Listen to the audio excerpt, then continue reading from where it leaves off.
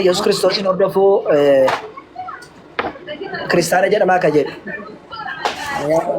Jecha Kiristoos jechuudhaan dhufe kiristaanummaa mitiyyuu.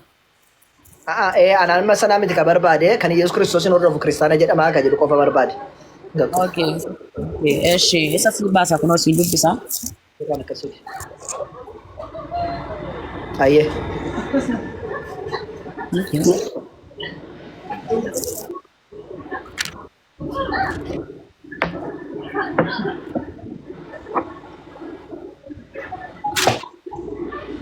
Sitti gala.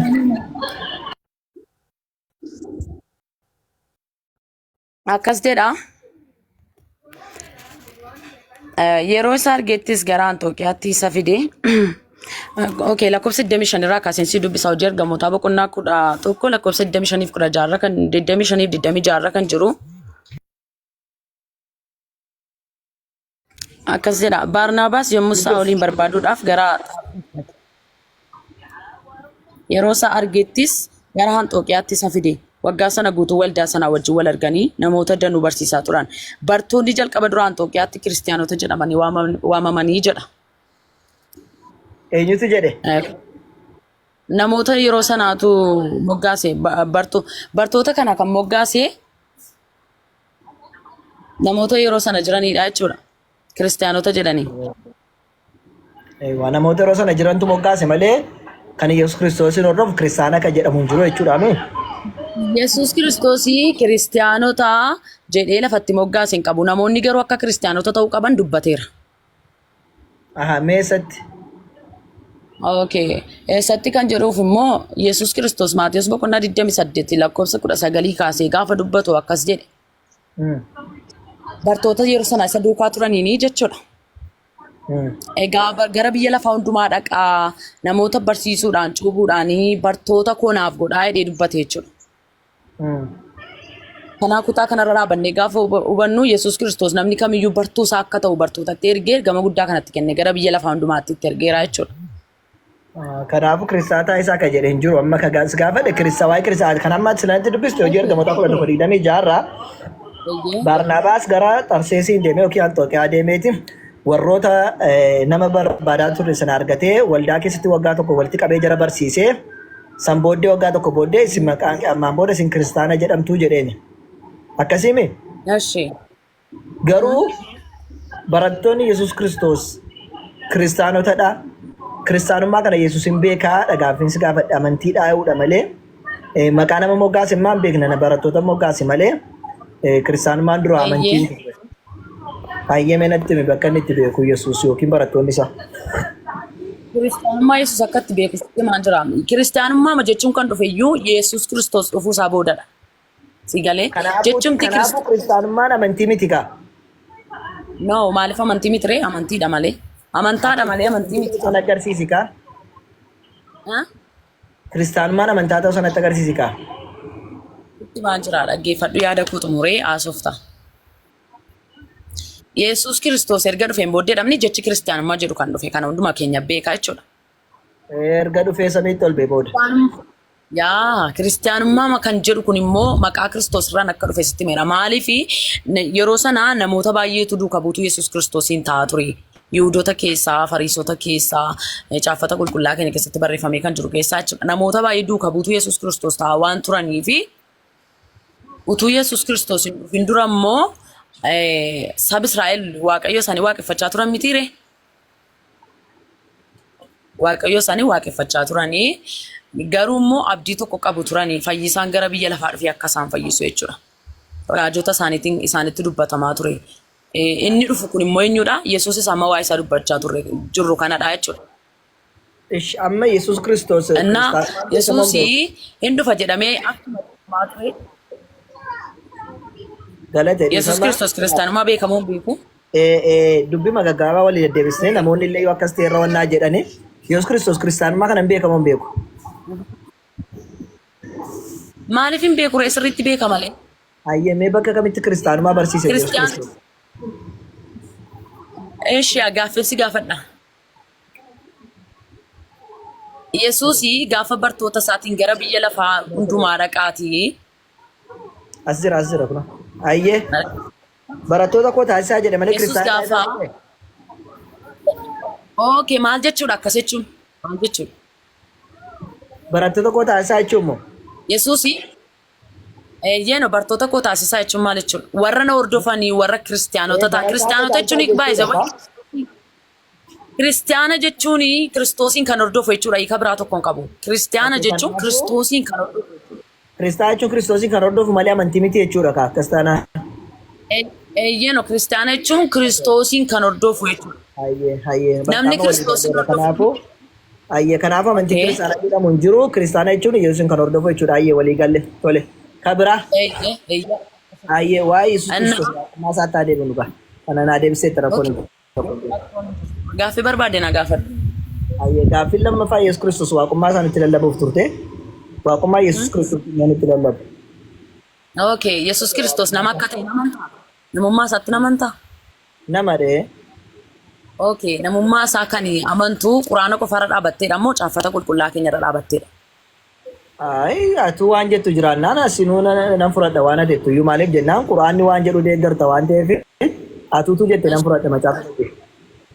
bakka Yesus Kiristoos namummaa isaa kan dubbatu Wanti madaalamu wanti hundumtu quraanaan madaalama waan ta'eef utuu amma Yesus nama naan jette quraanaan insi madaalee ilaala. Quraanni nama moo nama miti jedha nama jedha taanaan bakka dhugaa dubbatteetti mucaan kun dhugaadha siin jedha. Yoo ati faallaa sanaa dubbatte immoo kijiba jedha jechuudha. okay gaariidha namatti tola garuu gaaffii koo kallattiin akka itti naa deebistu kan hin barbaadu ammatti quraanarra kan jiru jetti quraan Yesus Kiristoos namummaa isaa kan dubbatu quraanarra kan jiru qofaa fudhattamoo macaafa qulqulluu keenyarra waa'ee namummaa isaaf kan dubbatu fudhattaadha gaaffiin koo Hayyee kan inni itti amanu kan quraanarra jiru akka ragaatti garuu dabalata yoo namni atis dubbattee macaafni keessa dubbatte nan fudhadha. Akka ragaatti ragaa fayyadamuuf. waa'ee namummaa Yesuusiif kan dubbatu hin fudhattaa jechuudha Jechuun akka ragaatti waan quraana deeggaru taanaan akka ragaatti nan fudhadha. Waan hin deeggaru taanaan hin fudhadhu. okay waan tokko Akka ragaatti siin jedhedha. Itti nama na soon taane akka ragaatti. ikkoo sammuu waa'ee caafata qulqullaarra namummaa Yesuusiif waan barreeffamee jiru fudhatta taanaan immoo ragaama yoo ta'u masrajjaa yoo ta'u fudhatta taanaan namummaa isaatti amanuu qabda jechuudha ragaadha fudhatta osoo hin taane namummaa isaaf kan barreeffame itti amanuu qabda. Kan itti amane macaafa keerraa argee osoo hin taane quraana kootti hin amane. Quraanatu namummaa isaanitti naanan fudhadhe malee macaafa keetti amanee miti. Saniifuu quraana koo kan inni nama jedhe quraana koo amanee fudhadheeni namummaa macaafa keessa jiru immoo ragaadha ila kunoo ragaan biraayyuu hin jira jedhe akka ragaatti ilaala malee itti namanuu jechuudha. Ragaan biraas hin barbaachisu deebii quubsaadhaaf quraana keessa jira taanaan gara macaafa kanaa dhufuu hin qabdu. Gara macaafa kanaa keessaa dhuftee kutaa macaafa qulqulluu keessa waan tokko kan fudhattu yoo ta'e garuu guutummaa macaafa kanaatti amanuu qabdaan.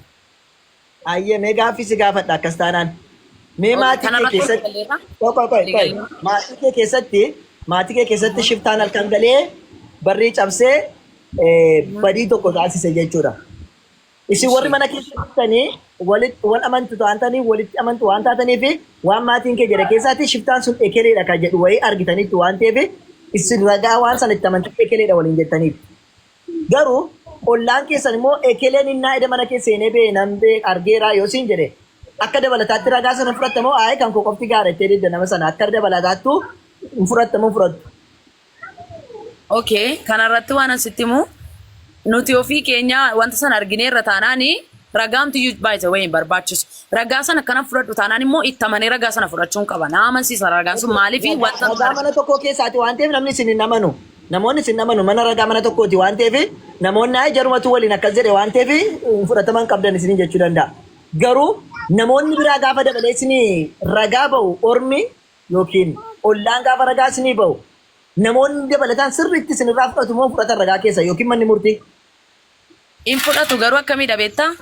Kanaafuu akkuma quraanni amanlee akkuma kana garuu gaafa ormi ragaa ba'u immoo kana caala namoonni illee akka itti amananii waan kun sirrii ta'uusaa gadhaabanii dhugoomsaniifidha malee wanniif miti.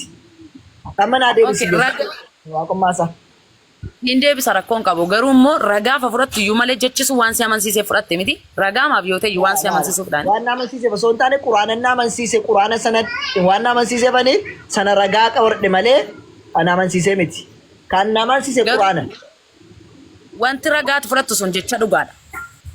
Ragaan Quraanni yoo fudhattisu. dhugaa ta'e ilaali jechi sun yoo quraana faana wal simate dhugaadha nan fudhadha. Akka okay walii galte. Jechi sun yoo quraan duukaa kan walii galu ta'e nan fudhadha jetteetta. Eh, Okay, namoonni dhaggeeffachaa jiran sirriitti dhaggeeffatanii. Amma kallattiimaan gara waaqummaa Yesuusii fi namummaa Yesuusitti darbinaa jechuudha. Yaa kirkiriin yeroo baay'ee amantaa warra Musliimaa fi Kiristaanota gidduu jirus tooppikiin guddaan kanadha waan ta'eef jechuudha. Yesuus Kiristoosii nama guutuudhaan waaqa guutuudhaan siin jedhan. eessaa fiddee jette? Okay, macaafa qulqulluurraa fideen siin jechaara. Hayyamee nama guutu waaqa guutu ka jedhu natti agarsiisa. Okay, kana dura garuu waan tokko dubbachuu barbaada.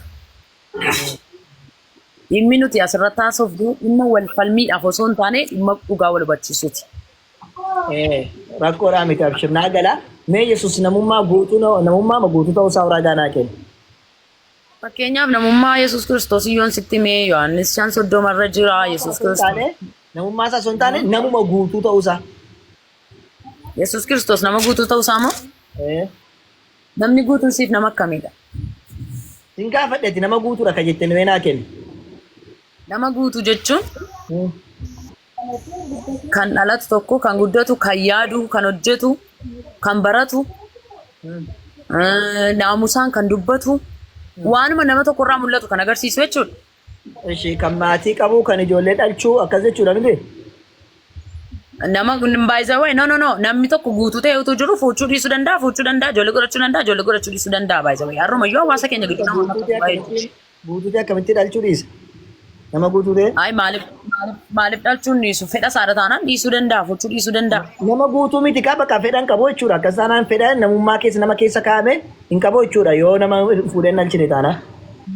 Ati fedhii kee to'achuu hin dandeessu ati? Fuuchuu dhiisuu hin dandeessu? Hin danda'u. Ani garuu nan danda'a. Nama guutuu miti kaati. Hirruudha jechuudha. Waan sirra Maaliif guutuudha garuu? Waan Waan tokko baay'isawee dhiisuu dandeessa taate namummaa keessaa waan sirraa irratee jira jechuudha. no akkas miti maaliif beektaa? Akkasi namni guutuu kan beeknu kan fuudhu kan dhalchu kan nyaatu kan dhugu sigalee kan hawaasummaa jiraatu kan dadhabu kan rafu kan dhugu waan hunda kanadha jechuudha. Kan mana fincaanii deemu sigalee kana guutuu qaba Yesuus Kiristoos fuudheera dhalcheera mana fincaanii deemeera. Namummaa waan nuun qabnu guutee. Na dhaggeeffadhu gaa. Ayyee. Yesuus Kiristoosii namummaa sirriitti qabaa namummaa guutuudha kan isin jedhuu fi wanta tamma dubbachaa jirtu keessaa Yesuus Kiristoos hin fuune kana duwwaadha wanti hin goone cubbuus immoo kan hin qabne ture kanarree quraanni ragaan ba'aa fi caafanni qulqullaa keenya qofti kan dubbatu. Okay maaliif akka inni fuune siibsuu hin danda'a? Kaayyoonni dhufeeftu fuudhuudhaaf. Kaayyoonni dhufee fi fuudhuudhaaf miti. Nama guutuu argateeti namni guutuu kaayyootuma qabuuti fuudha bar namni kaayyoo dhabe hin jiru. Maali Museen gaafa dhufe gaafa ergame fuudhuudhaaf ergame? Kan inni ergame By the way, Phaawulos dukkana keessaa baasuudhaaf. Phaawulos iyyuu Yesuus Nama miti. guutuu miti kaa. Nama guutuu miti kaa karaafitu nama guutuu ta'e hin fuudha ture. Nama guutuu miti. No. Maaliif beektaa? Nam tokko yookiin dhimee isaatu hin keenye nama guutuu hin taane yookiin sammuu isaatu guutuu hin taane yookiin qaama isaa guutuu hin taane yookiin fedhii isaa guutuu hin taane nama guutuu hin taane jechuudha. Otoo nama guutuu ta'e tokkoffaan sammuu isaa guutuu fedhiin isaa guutuu si galee yoo waan kana hunda guuttate jedhe namni nama ta'e hin fuudhin hin jiru. Okay, eshi jecha Phaawulos dubbate sitti moo haasaa kee kanarra dhaabadhe? Natti. Isin hundumti keessan akka kootu fuuchuudhaaf yookaan immoo hirmuudhaaf baattanii natti tola ture. Garuu immoo fedhii waan qabuuf namni uumama isaatiin fedhii waan qabuufi abbaan manaa manaa ofii isaati manaa immoo abbaa manaa ofii isaa qabaattu jedhe. Garuu waan tokko dubbate la namni asitti namni waan fedhii qabuuf jedhe miti. Ejjena dhaggeeffadhu gaa. Namni dhaggeeffadhu gaa siibsaan jira. Kan Kiristoos irra jira. Innoo fedhii qaba moo qabu? Yesuus Kiristoosii caafanni qulqullaan fedhii kanaa qaba kan jiru iddootti nutti mul'isu hin qabu cubbuurraa kan adda bahedha nutti mul'isa. Kanaafuu nama guutuudha jechuudhaaf Yesuus Kiristoosii tokkoffaan fedhii qabaachuu qaba. Lammaffaan fuuchuudhaa qaba yoo fedhii qabaate immoo dhalchuudhaa qaba akka namaa jechuudha nama guutuu ta'uudhaaf. Nama guutuu ta'e nama ta'e nam tokko dhalchuu hin danda'u taanaan nama guutuu iyyuu miti waan raarrateeraa jechuudha. Guutummaa namummaa isaa kan ittiin feenu fuudhee dhalchee yoo fedhii illee qabaatedha nama guutuu kan jennu. Si galee sana wanta ani Kiristoos nama guutuudha jechuun nama guutummaan isaayyuu nu shakkisiisa nu waaqummaa mitiiti namummaan isaayyuu nu shakkisiisa akka macaafaatti jechuudha. Akka macaafaatti. Maaliif akka inni dhiisan sitti maara? Ayyee. Fakkeenya Phaawulos fudhatee dhaabadhee maaliif akka Yesuus dhiise jechuma Yesuus dubbate iyyuu wanti kanaaf dhiisuu isaatiif ragaa nu ta'u jira jechuudha. Ayyee. Phaawulos maaliif ani yoon fuudhee haadha manaa koo gammachiisuutti hin qabama garuu hojii waaqayyootti yoon qabame hojii waaqayyoo seeraan hojjechuu hin danda'a. Dhuguma immoo gaafa teessee yaaddu wanti suni namni tokko gaafa fuudhu itti gaafatamummaa mana isaa itti gaafatamummaa ijoollee isaa fudhata waan baay'ee fudhata jechuudha waan baay'eetu gara jireenya isaa dhufa sii galeera. Garuu immoo siingilii ta'e gaafa jiraatu namni tokko akka barbaadetti kaayyoo barbaade tokko fiixaan baasuu danda'a. Sii galeera mini? Kanaafi ani hojii waaqayyo raawwachuutti hin qabama waaqayyoon gammachiisuutti hin qabama kanaaf iyyuun fuudhuu jedhee dubbata Phaawulos. Yesuus Kiristoos maal jedhe Wangeela Yohaannis boqonnaa 4 keessatti gaafa laallu ani jaalala abbaa koo isa waaqarraa raawwachuutu na gammachiisa. Isatu na quubsaa fedhiin waaqayyoo fedhiin Yesuus Kiristoos maal akka ta'e sitti himu jaalala waaqayyoo isaa jaalala rabbiin isa ergee raawwachuu ture. Si galeera mini kaayyoonni waaqarraa dhufeefis akka caafanni qulqullaan nutti mul'isutti waa'ee jaalala waaqessa waaqarraa raawwachuu dhala namaatiif waan raawwachuu ture malee waa'ee fuudhaaf heerumaa miti si galeera mini kun immoo eenyu abbaa barbaaddiyyuu gaafa dhona qofaa miti warra sirra ta'anis immoo kana ragaa qabatamaa nu murteessuu danda'u. Wanta tokko dhugaa qabatamaa irratti haasofna malee callisnee saayikoo noormaalii irratti haasofnu jechuudha. Namni tokko fuudhuu dhiisuu hin danda'amu dhiisuu hin danda'u. Kana naa deebisi. Galate. Siin deebisa ishee amma jette irratti gaafa tokko siyaa gaafadhu Yesuus Kiristoos kan dhufee fi jaalala abbaa isaa gochuudhaaf naan jettee mee? Waaqayyo jaallatu gochuuf dhufee miti? Eeyyee. Tole waaqayyo fuudhanii dhalchuun jaallatu jaalala waaqaa miti kun horaa baay'ataan jenne dhalchuun jaallatu waaqayyo. Waaqayyo wanta inni barbaade gara biyya Waaqayyo wanta inni Yesuus Kiristoosin gara biyya lafaatti ergeef waan tokkitti qofaafidha. Maaliif erge? Innis immoo nama hundumaa fayyisuuf. Isa qofa kan jedhu isaaf iddi ragaa. Macaafa qulqulluu keessa jira sii galee. Ayyee isa qofa kan jedhu natti agarsiisa kana qofaaf erge jedhu. Okay. Yesuus Kiristoos beeka malee Israa'eloota qofaaf erge kan jedhu beeka malee nama fayyisuu qofaaf dhufe kan jedhu hin agarreen. Nama fayyisuu qofaaf nyaatee dhugare inni nama fayyisuu qofa dhufe.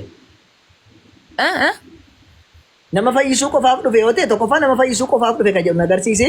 Lammaffaa nama fayyisuu qofaaf dhufe yoo ta'e nyaatu dhuguu san barbaachisu nama fayyisuu qofa ture hojiinsa. Akkaataa itti ispeesifikaali. Namummaa waan qabuuf immoo nyaachuu dhuguu qaba ka. Nama waan ta'eef immoo nyaachuu dhuguu qaba. Kana siin jedhanis namummaa waan qabuuf fuudhee dhalchuu qabaa siin jedhe nama guutuu ta'uudhaaf. Amma gaaffii si gaafadhu naa deebisi. Namni tokko fuudhuu hin danda'a fuudhuu dhiisuu hin danda'amu hin danda'u. Hin danda'a ka jedhamu fedhii isaa irratti hundaa'eeti. Fedhii namni tokko tu fedhii qabu fuudhuu dhiisuu hin danda'amu dhiisuu hin danda'u utuma fedhii qabu. Hin danda'u yoo sagaagale malee. Maaliif hin danda'u? Yoo sagaagalee fedhii isaa biraa iddoo biraatti cabsata ta'e dhiisuu danda'a. Yookaan achi namni fedhii qabu nyaatee dhugu hin dhiisu akkamitti dhiisama? Eeshi. Fakkeenyaaf nama mana hidhaa keessa jiru tokkoon fakkeenya si fudhadha.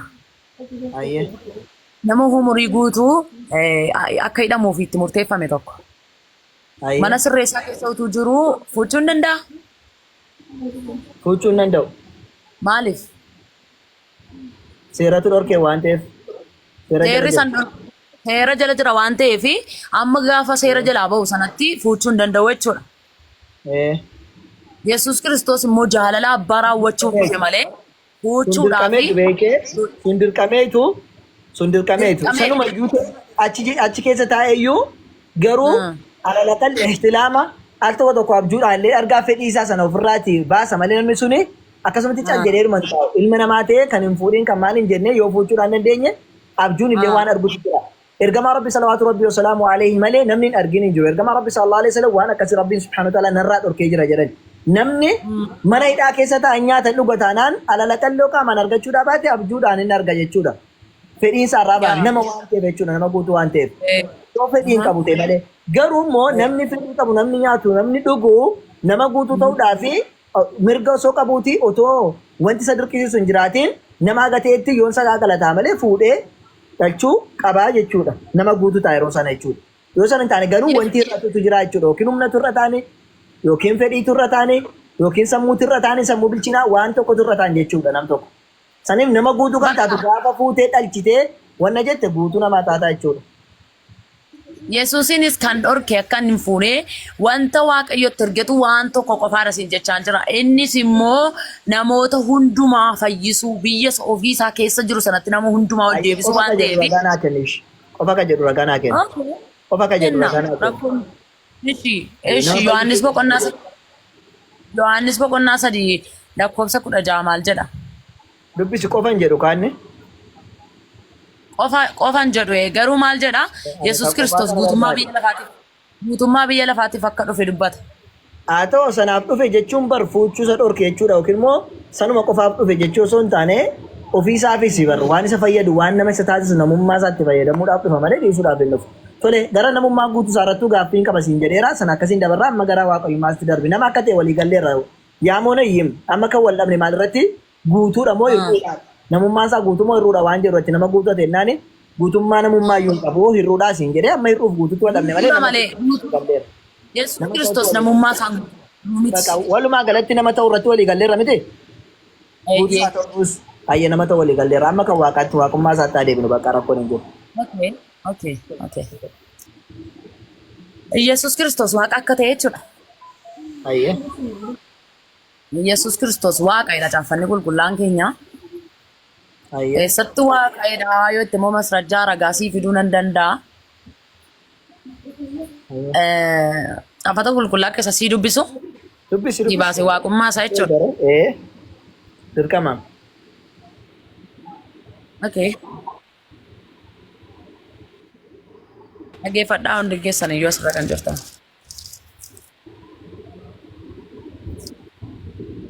Dhaaffatiin harka jira baafachaa jira ishii kanaaf inni zimmeedha gidduutti. Rakkoon tokko hin jiru abshir.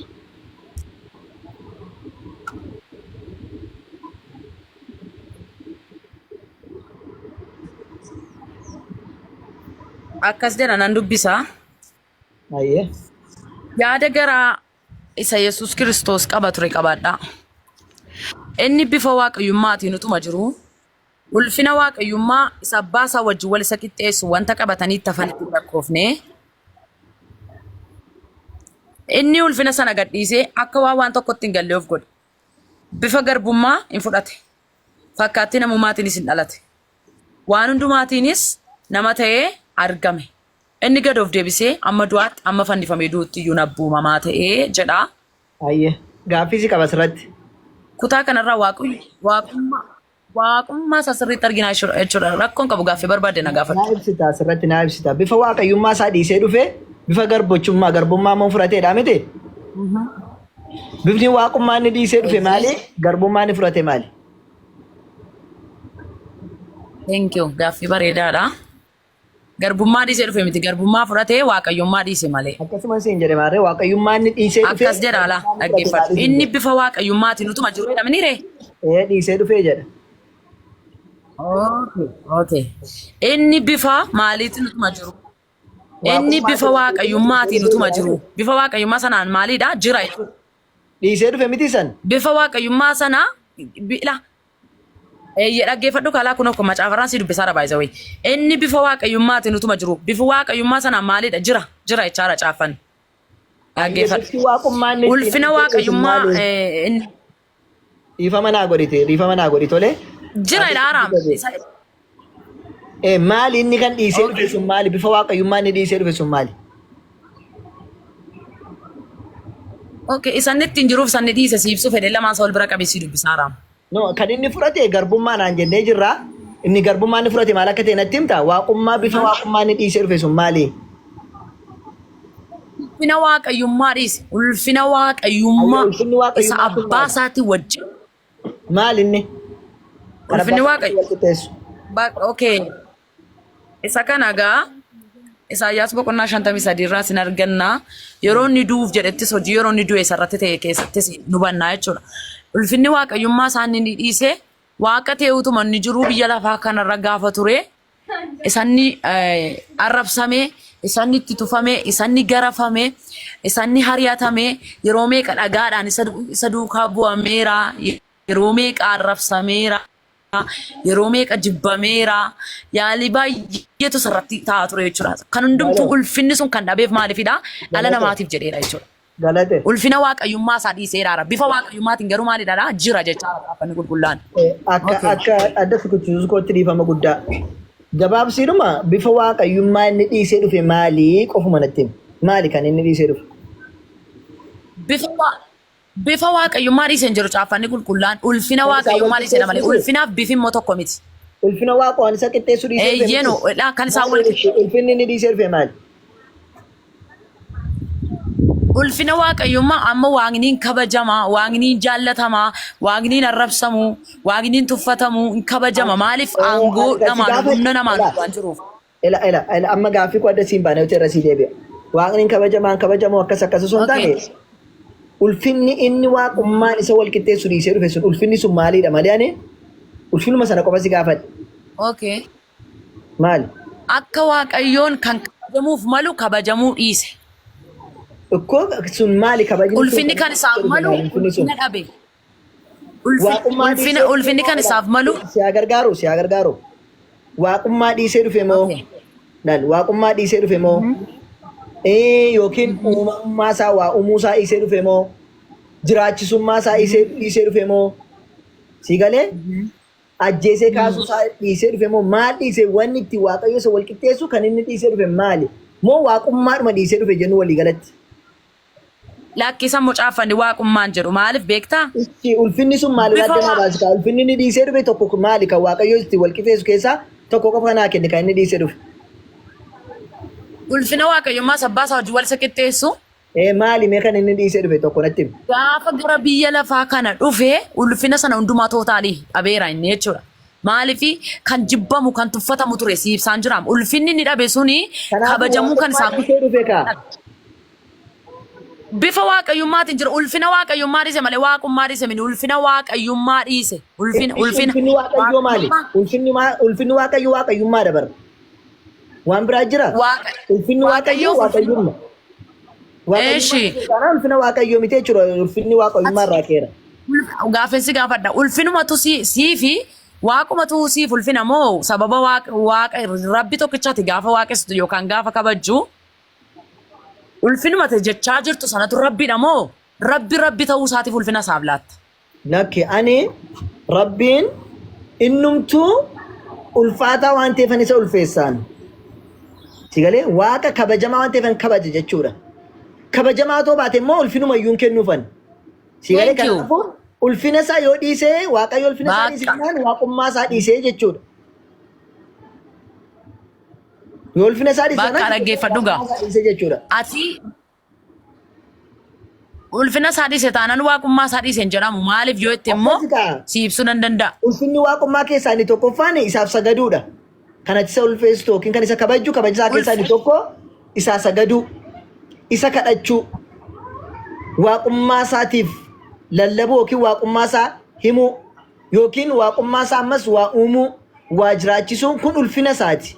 Waa jiraachisuu hin danda'u taanaan waaqummaa isaa keessaa tokko irratti ulfina isaa keessaa tokko irratti si galee waaqummaa isaa dhiise taanaan waaqummaa isaa irraa hafee kan biraa jijjiiramee jiru. Kanaafuu waaqummaa isaa dhiisuudhaaf inni tokkoffaa waaqummaa isaa keessaati wanni isa mazan ulfina isaaf kennisiise iyyuu waaqummaa isaati. Uumuu isaatu ulfina isaa kennisiise, jiraachisuu isaatu ulfina isaa kennisiise, nyaachisuu isaatu ulfina isaaf kennisiise si galee osoo kanan godhu ta'ammaa ulfina waaqummaa hin qabu jechuudha.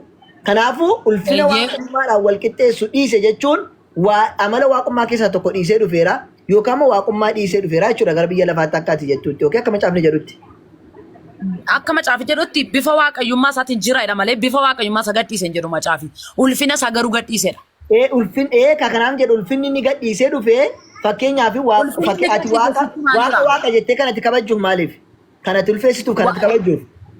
Eeyyenu kanan kabajuufi waaqayyo waan hundumaa gararraa waan jiruufi waaqayyo cubburraa kan adda ba'e qulqulluu waan ta'eefi waaqayyo gaarii waan ta'eefi wantoota kanaaf kana fakkaataniif waaqayyoon nan kabajaa, waaqayyoon nan jaalladha, waaqayyoon nan ulfeessaa jechuudha. Nan ulfina qabeessaa. Kanaafuu waaqayyo waaqayyummaa isaatiin guutuu waan ta'eef miti ati waaqessitu. Kanan waaqessu kanaafidha. Wanta ati isa waaqessituu fi waaqummaa isaa waan inni fakkeenyaaf kan nyaachisu kan dhobaasu waaqummaa waan qabuu fi qulqulluu waan ta'eef jettee miti. Qulqullummaa isaa kana utuu dhiiseeti waaqayyoon ulfeessitaa waaqummaa isaatiin. Maaliif hin ulfeessare? Xuraa'atu ta'e nan ulfeessitu jechuudha miti. Xuraa'atu ta'e Kanaafuu ulfeessu. ulfina waaqayyummaa keessaa inni tokko maali qulqulluu ta'uu isaati. Lammaffaa Eeyyee. waaqummaan kun otoo uumuu isaa dhiiseeti. Waaqayyo kana waaqayyummaa isaatiin ulfeessita. Kabaja kee taafe. Utuu maal ta'e? Uumaa ta'uu isaarraa uumuu dhiisuu osoo dhiise. Uumuutu dhiiseeti hin kennuuf Yesuus Kiristoos immoo uumaadha. Galatoom jiraachisuuf ajjeesuu osoo dhiiseeti waaqummaa isaatiif kabajan kennita. Hin kennu Yesuus Kiristoos immoo jiraachiseera ajjeeseeras. Kanaafuuti erga Yesuus Kiristoos ajjeesee jiraachise ta'eeti. Erga Yesuus qulqulluu ta'eeti. Ulfina waaqummaan isa wal qixxeessu dhiisee dhufe sun maaliidhaan gaaffii gaafadha. Baaqqa gaaffii bareedaa na gaafatte. Ulfina sana gadhiise gaafa jedhu sababni tuffatamee fi jibbamee fi yookaan immoo nama biratti fudhatama dhabee fi saba sana keessatti duwwaa miti.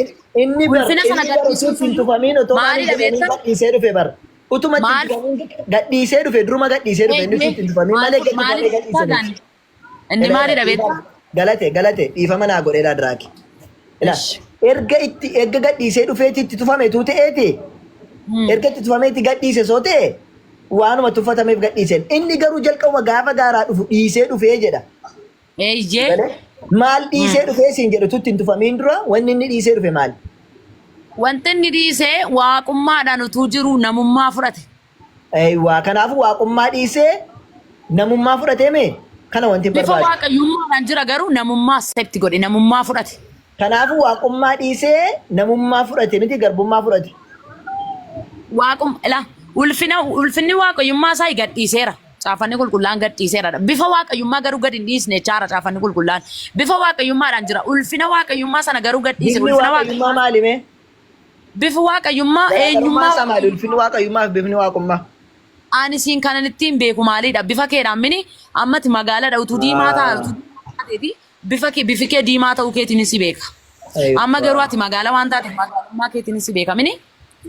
Bifa waaqayyummaa isaa kan jiru sun waaqayyummaa isaa tasumayyuu akka gadi hin dhiisne waa caafanni qulqullaan ga'innaasa. Garuu maalidha? Ulfina isaa waaqayyummaa isaatiif kennamuufii qabu sana gadhiise bifa namummaa hin fudhatee jedhala. Ndaa'um maal jedhaa Roomaa boqonnaa galee akkaati jettutti Yesuus Kiristoos fakkiidhuma waaqayyummaa kana hin dhiifne jechuudha miti sheeppiidhuma waaqayyummaa sana dhiisee hin dhufnedha. Bifa isaa dhiisee nuuf bifa waaqayyummaa ulfina sana garuu waaqayyo dhiise. fakkaatu dhiisee hin dhufnedha. Ulfina dhiise malee bifa isaa hin dhiifne jechuudha miti. Kanaafuu waaqayyo fi Yesuus wal fakkaatu. Garuu ulfina isaaf malu ulfina isaa waaqayyummaa sanaaf malu dhiiseera. Bifni waaqayyo Ulfina isaa waaqayyummaa sanaaf malu garuu bifni waaqayyoo fi Yesuus wal fakkaataa bifni isaanii. bifni Rabbii fi bifni Yesuus moo? Bifni Rabbiyyuu Yesuus Kiristoosidha. Kan ammoo caafata qulqullaa'aa isaa. Kanaafuu bifni isaanii malkiin isaanii hundumtu tokkodha jechuudha. Bifumti Rabbii ati jechaa jirtu Rabbiin ati itti sagadaa jirtu kun bifi isaa Yesuus Kiristoosidha. Caafata qulqullaa'aa irra qabatamaatu jira. Sakootii booddee qaqqabda sakootii dubbataa hin jirru. Ani sakeetti gaafataa jira. Kan koo kan biraa dubbataa ani kan si gaafadhe bifti waaqayyoo fi bifti Yesuus Kiristoos wal fakkaataa siin jedhe. Sitti mee kan keef kan Yesuus moo? Kan keefi kan Yesuusii fi kan waaqayyoo si gaafadhe koo miti. Bifi Rabbii Yesuusidhaan siin jedheen bifuma Rabbiitu Yesuus. Jechuudhaan siin jedhe waaqayyoo fi Yesuus wal fakkaatu. Ati bifa lama qabdaan haa deebisi. Lama goote na gaafataa Almaa magaalaan ofii goote. Bakka bifi Rabbii Yesuus Kiristoosiin akka ta'e haasaa caafate qulqullaan keenya. Bifuma Rabbiitu Yesuus. Ayyee. Kanaafuu bifni Yesuus Kiristoos diimaadha waaqayyoo diimaadha bifni isaa. No, dogoggora guddaa keessa lixxee tana dhaggeeffadhu maaliif naan jedhe. Ayyee meenatti. Bifi Yesuus Kiristoos diimaadhas kan jiru gara fakkeenyaan haasa'uu kenna nu badda fakkeenya fudhachuu keedha miti. Jechuun akka warra akteerii minaan fi otoo jedhu qabaniif hin siin jedhe. Fiilmii Yesuus hin minikaan fakkeenyadha malee. Fakkeenyaaf Yesuus Kiristoosii. Kan Yesuusin teessii gaafee dhufu. Kan Yesuus immoo Isaayyaas boqonnaa 3 lakkoofsa 1 kaastee dubbiste jibbisiisaa kan namni illee isa laaluu hin dandeenye jedha. Waaqayyo bifti isaa akkasii. Thank you. Ndaw waan ariifinaa kaaste. Kana kan inni jedhuuf ikkoo isa namummaa isaatiin inni keessa ture haasaa malee isa waaqayyummaa isaatiin waaqara ture miti. Isaayyaas irratti inni haasa'aa sun. Bifni Erga isaanii dhalatee tokko kan jettu isa kamireeti? Okay. Isa kamidha beektu? Bifa isa kan namummaa miti. Akkas jedha caaffanni qulqullaan. Oyi dhaggeeffadhu kaa Qolaasaayis boqonnaa tokko lakkoofsa 15 irratti maal jedha beektaa? Kiristoos kunidha yookaan immoo Yesuusidha bifa waaqayyo inni ittiin ijaan namatti hin argamne ittiin namatti mul'atudha. Waaqayyo inni kam inni ijaan. Waaqayyo isa ijaan hin mul'annetu karaa Yesuusin namatti mul'ata miti bifa kanaan. Thank you. Eeyyee. Kanaafuuti bifni Yesuusii fi bifni Waaqayyo tokko jechuudha. Bifuma Waaqayyootiin ta'e nutti mul'ate jechuudha Yesuus. Bifuma Yesuusin ta'e nutti mul'ate rabbiitu bifuma Yesuus keessaa nutti mul'ate. Bifni Yesuus Kiristoos immoo Isaayyaas 53 irratti maalidha? Ka jibbisiisuu miti? Eeyyeenoo ilaaluudhaaf illee kan namatti hin tolle. Okay, thank you. Kutaa kana irratti Isaayyaas raajii dubbataara mini? Isaayyaas bifti isaa bifa nama jibbisiisuu namni arguun illee kan namatti hin tolle deekaa dubbatu. Eeyyeenoo. Wanta ati beekuu qabdu tokko Yesuus Kiristoos gaafa biyya lafaarra ture jibbu turani warri Yihuudootaa warri Farisootaa baay'ee jibbu turan saaduqoota kan jedhaman illee jechuudha. Isaan keessa baay'een amananiiru baay'een immoo amanuu didanii duula irratti kaasaa turan si galeera. In jibbu turan. Daawni in tuffatanii bakka baay'ee tuffatanii si galeera mini. Raammoodhaan gaditti isa ilaalan in tuffatan jechuudha. Maaliif in fudhanne waan ta'eef dhugaa sana amanuu waan hin barbaanneef jechuudha. Kanaafuu si galeera mini. Kanaafuu biyya lafaarratti osoo hin taane waa'ee bifa isaanii naasaara jarri tuffatan hin tuffanne osoo hin taane kan namni ilaaluun nama jibbisiisu kan inni jedhe kana Yesuusiif inni tokko akka jette galatoome amma kana akka agarru amma waaqummaa Yesuus Kiristoosiin qabanaa kenna amma kana bifa isaatti akka Yesuus Kiristoos jibbisiisu akka Yesuus jibbisiisu taanaan kun rakkoo guddaadha ani akkasiin jedhu garuu akka ati jettitti naase malee maqaan miidhaa kana jala muree beekaanii haada barru mee amma Yesuus Kiristoos waaqummaa sanatti himati. Eshi Yesuus Kiristoos indaa'uun jechuudhaami waa'ee bifa isaarratti yoo barbaadde immoo jechuudha. Gaafuma guyyaa qiyaamaa booddee yookaan guyyaa firdii booddee namni kamiyyuu du'ee fuula rabbii dura deemu inni bakka fuulli isaa akka ibidda barbadaa ibiddaadhaan ibsaa bara baraa ta'e ni fayyada. Ulfina guddaa akka qabu haasaasi galeeramni waaqayyummaa isaa keessatti kan inni gaafa jijjiirame kan biraa jijjiiramee dhufa kan inni malee Yesuus dur ture miti inni kan lammaffaa Yesuus kan biraa jijjiiramee kan dhufu inni malee Yesuus jalqaba uummanni argan sanaa miti.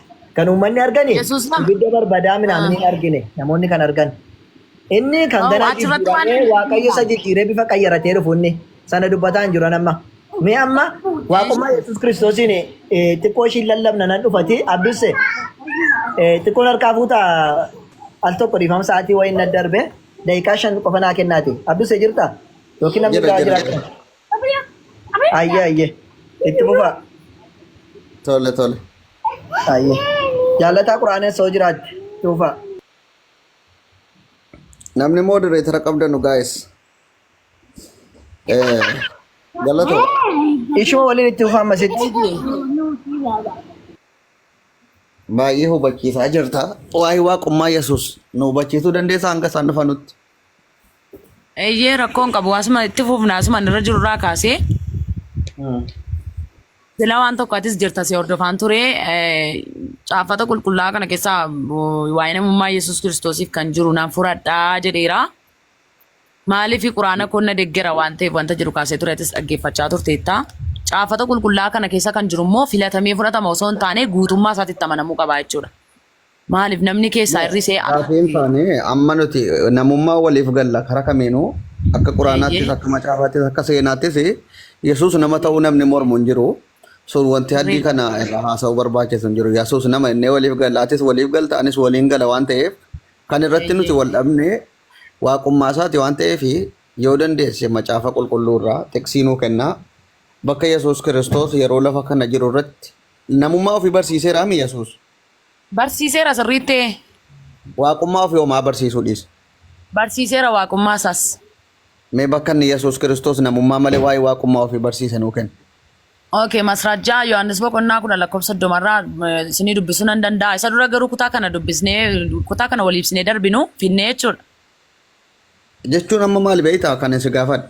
Yesus ifaan ifatti mamii tokko shakkii tokko akka hin qabne akka nuu galutti nama ta'uusaa dhibbaan dhibbatti barsiisee macaafa guutuu kana keessatti. Erga akkasitti ifaan ifatti barsiisuun isaan oollee akka namaa galutti barsiisa ta'e akka namni irratti waliin falmineef maaliif akka waaqa ta'e dhibbaan dhibbatti akkuma namummaa isaa kana nu barsiisuu dhiisee. Nama biraatu amma fakkeenya Yesuus akkana inni waaqa jedha malee akkuma inni ani nama jedhee ofirraa dubbate maaliif ofirraayis ani waaqa jedhee dubbachuu dhiisee. Yesus Kiristoos koo waaqummaa isaa kutaa garaa garaa keessatti ibseera. Waaqummaa isaa wanta mul'isuus waaqummaa isaas dubbate. Mul'isuu miti kan inni amma fakkeenyaaf qo'isii hambaasame namummaa Yesuus bakka baay'eetti ana nama akkasii ajjeesuuf barbaaddu Abrahaam akkas hin goone kan inni jedhee dubbatu ani nama akkasii jedhee dubbatu ani waaqa akkasii kan jedhu tokko maaf wongala keessa dhabamedha gaafiin. Okay, namummaa Yesuus wanta wal falmisiisuun qabu sirriitti guuteera macaafa kee qulqulluu keenya irraa jechuudha. Yesuus Kiristoos nama kan wal falmaa yoo jiru dhugaa waaqummaa irratti wal falmuu jirra. Mee waaqummaa isaanuu kennayyee. Yesuus Kiristoos akkasittiin jedhee siin dubbisa kutaa kana.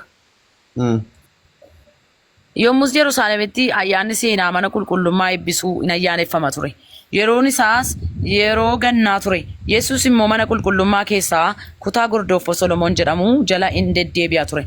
Yommus warri Yihuudotaa isatti naanna'anii ati amma yoomitti garaa keenya rarraafta? Masiicha yoo taate keessaa baasii nutti himi ittiin jedhan. Kana irratti Yesuus deebisee ani isinitti himeera isin immoo amantan.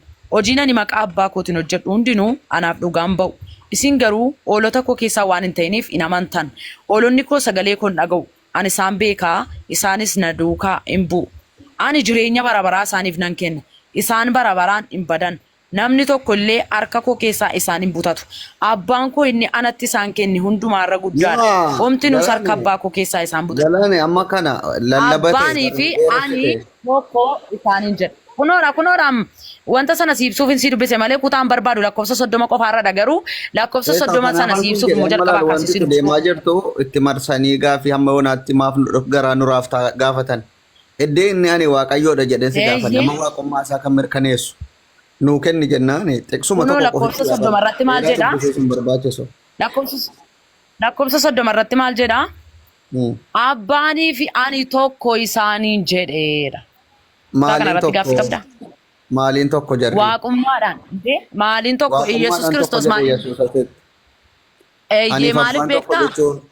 Maaliin tokko jarri qaamaan immoo waaqummaadhaan immoo maaliif namummaadhaanis tokko jarri Yesuus nama waan ta'eef. Abdusee. Qoy gaafii si gaafadhu. Aniif abbaan tokko jedhe miti? Abbaan nama ta'e? Abbaan nama? Abbaan Yesuus sun nama? Bakka andaa'uun gaaffii bareedaa na gaafachaa jirta. Abbaan Yesuus nama miti?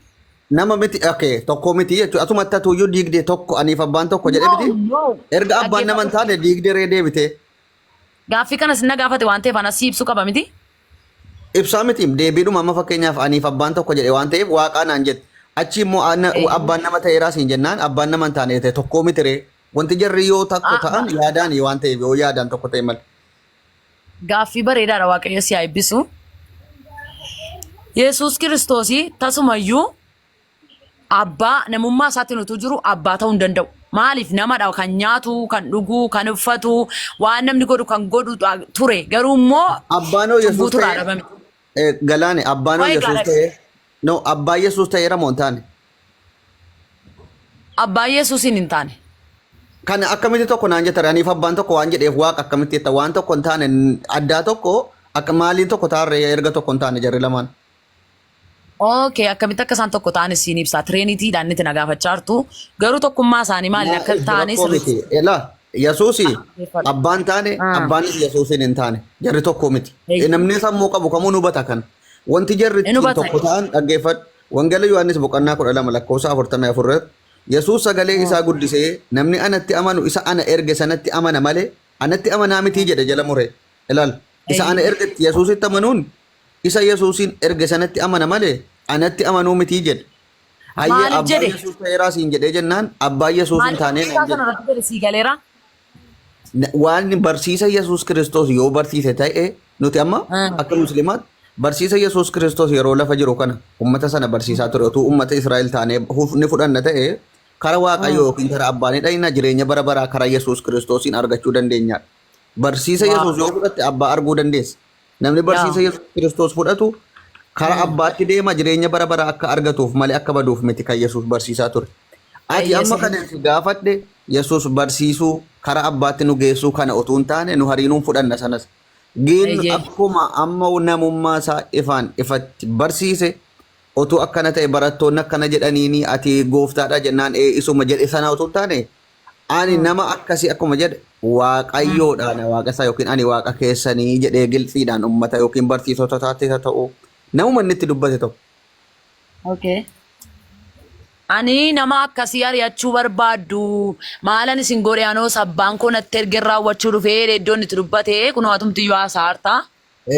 Galatoon. Akkuma akkas jedhee dubbates immoo Jechuma tokko. Jechuma okay. tokko. Akkuma akkas jedhee dubbates immoo ani abbaa wajjin tokko jechaara Yesuus kunoo. Maaliin abbaa Rakkoo miti abbaa wajjiniin tokkummaa isaan fudhanna ree akkati jette akka barsiisaatti. Garuu akka qaamaan macaafa qulqulluutti malee ana jedhamne macaafa qulqulluu jechaara No, malee. jedhe miti macaafni sobeere ayyee ishee. Macaafni macaafni- ergaaniif abbaan. Macaafni sobu miti. Eeyyee. Macaafni sobu taanaan Yesuus abbaa ta'eeraadhaan siin jedhe. Yoo dhuguma jecha macaafa qulqulluu dhugoomsita ta'e erga Yesuusiniif abbaan tokko ta'anii Yesuus abbaa ta'ee Eeshi ani fi abbaan tokko kan ibsatti naan kenniniiti hin taane yookiin ta'e naan jedhe maaliif macaafa dhugoomsuuf deemna waan ta'eef macaafni aniif abbaan tokko jedheera waan ta'eef waaqa naan jechuu barbaaddeeti ati. Ayyee akka Silas macaafa waaqa qulqulluu keessanii- dhugoomsinuufi akka macaafa qulqulluu dhugoomsinuufi erga macaafni qulqulluun aniif abbaan tokko jedhe jara lamman tokko gochuuf Yesuus abbaa ta'een siin jedhe.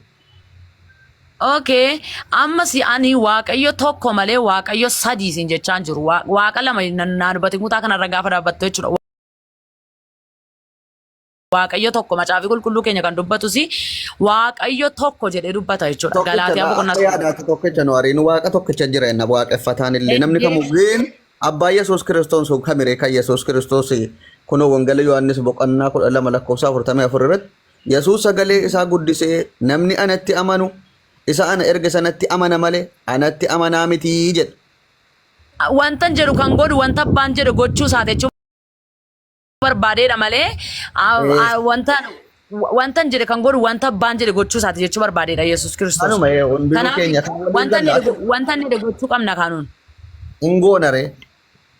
Eeyyeenoo kutaa kana irratti garuu waan tokko waan asiibsi tireeniti irratti jechuudha. Seera uumama jalqabuma macaafa keenyaa keessatti maal jedhaa? Waaqayyo wantoota amma argaa jirru wantoota ija keenyaan argamne baay'ee uume miniire. Wantoota kana gaafa uume maal jedhee kottaa akka bifaaf fakkaattii keenyaatti nama hin uumnaa jedhee nama kan hin uume guyyaa ja'affaa irratti nutti mul'isa caaffanni qulqullaan keenya guyyaa ja'affaa irratti dha. Kottaa eenyuun jedhe ebelu kan jedhe jala kaame jira kottaan sun Okay. yookiin baay'een Dhaggeeffadhu ibsatu jira. Eeyyeenoo eenyuun akkana jedhe nu mul'isa macaafi maaliif akka ta'e immoo siin ibsa dhaggeeffadhu gaa waan hin jedhu. Achi fixee immoo boqonnaa 14 irratti Waaqayyo guyyaa meeqatti baantii lafaa fi maal uume jedhamoo uuman jedha. Uumeedha. Uume jedha ayyee kanaafuu uumna kan jedhe sun eessa dhaqan ala asii uume jedhu tokko ta'uu isaan ibsoo sin. Achitti tokko ta'uu isaa achitti immoo sadii ta'uu isaa ibsa kana gaafa ibsitu ta'e mini. Kottaa kan ibsu hin jiru sadii ol ta'uu danda'a 30 ta'uu danda'a kottaa kan jedhu kun sadii kan jedhu eenyuun jedhe eessa argate achirraa hin jiru sadii kan jedhu. Isaa akkan argadheen sitti maqaa. Wanti hundumtuu guyyaa ja'affaa irratti namni kan uumame. Isa duraa lafti uumameera, samiin uumameera, ifi uumameera, dukkanni uumameera, galaanni bishaan fa'aa wantoota akkas akkasii uumamaniiru jechuudha. Amma maqaa Yesuus Kiristoos jedhamu kakuu moofaa keessaa bakka tokko ni jira kan waaqni Yesuus Kiristoos waaqa ta'uu mirkaneessa achi keessaa. Eeyyee jira qo'i isa siin kennaa garuu kana siibsee darba. Eshi. Innaa kutaa sana irratti waan tokko iyyuu akka hin turre naa beekuu qabdati. Wanti uumame lafa, samiidha, ifaa, dukkana. Malee nama kan fakkaatu kan gaafataa jiru waa'ee uumamaa miti ajandaan nu jalaa jijjiiramaara maal dhaquu qabna beektaa. Ajandaan jijjiirree tiriinitii isaanii yookaan immoo Tiriinitii sana dhiis wantoota amma tiriinitiitti yoo seenne waadaa nuti jalaa ta'a hafuurri qulqulluunis waaqa ta'uuf deema akkasitti. Amma kan nuti gaafanne Yesuus Kiristoos akka waaqni tokko jirutti amantaa miti ati. Waaqni lama hin jiru. Waaqayyo abbaa, waaqayyo ilmaa, waaqayyo hafuura qulqulluu. Jira. Okay, mee naa kenne. Okay, naa kenne. Jecha amma jette kana Teksiisa naa kenna. Waaqayyo ilmaa, waaqayyo abbaa, waaqayyo hafuura qulqulluu kan jedhu macaafa qulqulluu irraa tokkitti bakka tokko qofa. Waaqayyo ila jecha kee kana irraanfatiin uummanni si dhagaa jira. Waaqayyo dhaga'ame abbaa. dhaggeeffatan La sirriitti. waaqayyo jettee laal ila dhaggeeffadhu. Waaqayyo tokko laal abbaa. Waaqayyo Eeyyee. ilma lama. Waaqayyo Eeyyee. hafuura waaqayyo sadii. Eeyyee. Sadan waaqa tokkichaa kan jedhu macaafa qulqulluu irraa tokko qofa naa kenna.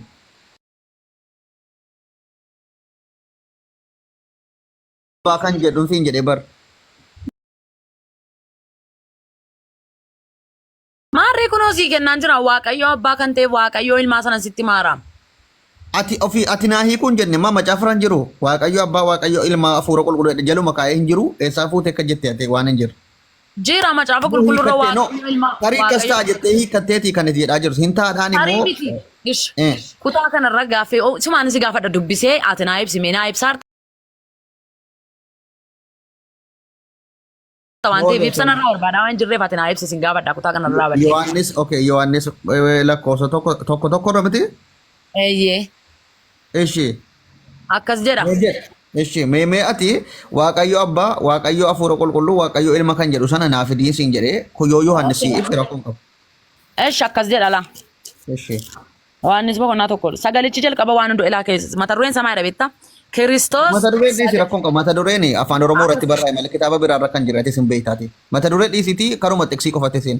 Maaliif hin jiru kitaaba qulqulluu kitaaba biraa irra gaafettu akkam? Kitaaba afaan Oromoo kana qofitti irratti mata dureen kun barreeffame malee kan Ingiliffaa irra kan Amaariffaa irratti mata dureen ati amma dubbisuudhaa fi Kiristoos sagalichi foon uffachuu minaamin kan jedhu sun ofiif warra afaan Oromootti barreeffatan hin jiru. Yaada namni dhuunfaa mata duree sana irratti qabannaadhaaf barreeffate. Amma kan itti naaf dubbisuu qabdu waaqayyoowwan sadan sana waamimi macaafa qulqulluu keessaa bakka tokko. Okay, waan ati dogoggortu silaalee darbuu hin danda'u gaan maaliif yaada namootaati akka hin jenneef Yohaannis 1:14 irratti sagalichi foon namaa uffatee nu gidduu buufateera waan ta'eef mata dureen kun Sagalichi foon uffatee jedduu keenya buufate kan jedhaa kun. barreeffamee jira jechuudha. No, eenyuun jecha kana eenyuun jedhe Kiristoos? Yohaannis Ande Yohaannis waaqayyo foon uffate Yohaannis ofii isaatii waaqa moo akkamitti waan waaqni ta'u foon uffatee jidduu keenya kan jedhu kan akkamitti dubbachuu danda'a Yohaannis? hafuura qulqulluudhaan dubbate. Malee Yesuus waa'ee ofiin dubbanne miti ani hafuura qulqulluu inti foon uffadhee nu fedhe Yesuus ofirraan dubbanne mi? Yesuus Kiristoos ikkoo namummaa isaati iyyuu natti maa turte nama ta'eenis hin gidduu jira nama akkasii ari'attu kan jedhu. Yohaannis Yesuusiin caala waa'ee isaa beeka. Fakkeenyaaf Yesuus Kiristoos ani foon uffadhee tanin iyyuu akkana ta'ee jedhee ofirraa tokko hin dubbanne macaafa guutuu yoo bante dubbiftu. Garuu Yohaannis Yesuusiin caala waa'ee Yesuus beekaaf iyyuu inni foon uffatee akkana nu jidduutti argame waa'ee Yesuus dubbata. No, Yohaannis ikkoo waan argee waan dhagee barreessi qabatamaatti waan argee Yesuus Kiristoos duukaa ture bartoota isaa keessaa tokko ture. Erga inni dhalatee duuka ture miti? Eeyyee no bartoota isaa keessaa tokko ture. Kanaafuu Yesuustu ani fooniin uffadhee dhufee isinitti makame jennaan irraa dhaga'ee dubbate moo ofuma yaada isaa dubbate Yohaannis? Ani abbaa kunne ergeen ani waaqarraa dhufe hin jenne Yesuus. Jedheera ergamee dhufere. Yohaannis immoo jecha amma wangeelii Yohaannis kanarratti barreesse eessaa fuudhe yaada mataa isaati moo yaada Yesuus? Maaliif yaada Yesuus Kiristoos macaafa qulqulluun garuu foon uffatee akka inni dhalate Luqaas keessatti Maatiyos keessatti Maariyaam irraan akka inni dhalate argaara waan ta'eef foon uffatee nu gidduu buufate karaa Maariyaamin jedhee Waaqa ta'uu isaa eessatti barreere Yesuus ani waaqa hin jenne kanaaf ka'u yaada Yohaannisinaan jette wangeelii Yohaannis kun kan dubbataa jiru amma. Yaada Yohaannis yaada hafuura qulqulluudha malee. Inde hafuurri qulqulluu waaqa. Eeyyee sirriitti. Ishi sagalichi jalqaba waan hundumaa dura ture jedha. Sagalichi waaqayyo bira ture jedha. Sagalichi ofii isaa waaqayyo ture jedha. Mee atumti jecha kana mee walitti firoomsinaa hiikayyee. Erga jecha Yesuusii miti inni nuwa ta'u. Jecha Yohaannis. Amma kutaa kana keessatti lama utuu inni dhufe tokko ta'u nutti mul'ata jechuudha. Atis akka dubbisteettanis akka ilaalaa jirutti namoonni nu hordofaa jiran kunis akka utuu ilaalaa jiranitti. Waaqayyo sadan asii arganna. Qoy. Waaqayyo sadan as jiru. Addee kanatti sadan waaqa asii arganna. Waa'ee abbaa fi waa'ee ilmaa isaa kutaan kun. Meerree hafuurri qulqulluun badee kaasitti immoo asumatti dhiis. Asumatti waaqayyo abbaa, waaqayyo ilmaa fi hafuura qulqulluu naaf fiduu dhuftee lama qofittiitti galan tokko eessa dhaqe yeroo kan. Maatiyos irraa siin fidaa. Siichi dhayite kan biraa fiddeetti dabalta reeddee kanan jiru lama mal. Jecha miti kaaqooyi macaafi qulqulluu keenya walii kasii galeera mini Maatiyos irra garuu sadan isaanii jira abbaa ilmaa fi hafuura qulqulluu jira. Waaqayyo abbaa, waaqayyo ilmaa, waaqayyo hafuura qulqulluu kan jedhu jira achi. Eeyyee jira waan ta'eef amma garuu achi sadi jiraannaan sadi jira taanaan achuma dhayina maal ijaa dhufna ree bakka lama jiru. Maaliif gallee baana maaliif kutaa macaafa qulqulluu gaafa dubbifamu kutaan sun ibsamuu qaba malee dubbisuu duwwaa miti kutaan sun ibsatti laatamuu qaba. Atamma maaliin naa ibsita asirraa wanti hin argee waa tokko wanti Yesuusii waaqa godhu yookiin maaltu sitti mul'ata? waaqa Ammaani akka nama waa hubatu akka nama sammuu waa hubatu numa wal falmiif hin dubbannu mi galate. Eeyyee hankana dubbadheera silayyuu. Okay waa hubachuu yookiin waa yaada uummata jala taa'u kana akka inni waa hubatu barbaanna malee. Nuti falmii yookiin anatti injifatee jennee wanti nuti dandeettii asirratti argisiifannu hin jiru. Hammuma dandeenyuun waan fakkaatu waan ilmi namaa sammuutti fudhachuu danda'u dubbanna. Amma fakkeenya sagalechi jalqaba waan hundumaa dura ture jedha. Sagalechi waaqayyo bira ture jedha. Ishi erga waan hundumaa dura ture waaqayyo isa kan bira ture sagalechi sun.